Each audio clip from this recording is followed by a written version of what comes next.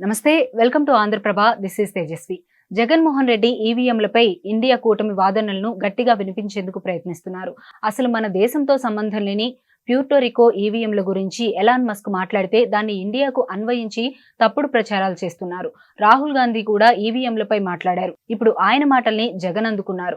మామూలుగా అయితే కాంగ్రెస్ అభిప్రాయాలతో ఏకీభవించే అవకాశమే ఉండదు. కానీ ఇప్పుడు ఈవీఎంలపై కాంగ్రెస్ వాదన వినిపిస్తున్నారు.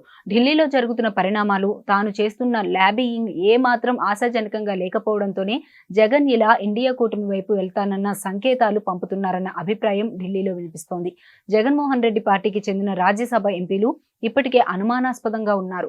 2-3 తప్ప మిగతా వారంతా తమ దారి తాము చూసుకునే పనిలో ఉన్నారు. వారిని ప్రధానంగా బీజేపీ ఆకర్షిస్తోందని అంటున్నారు. దీనిపై స్పష్టత రావడంతో వీటిపై తిరగబడలేక జగన్ విపక్షానికి దగ్గరవుతానన్న సంకేతాలు పంపుతున్నారని భావిస్తున్నారు. వచ్చే 2-3 నెలల్లో వివేక కేసు సహా సంచలన విషయాలు వెలుగులోకి వస్తాయని అంటున్నారు.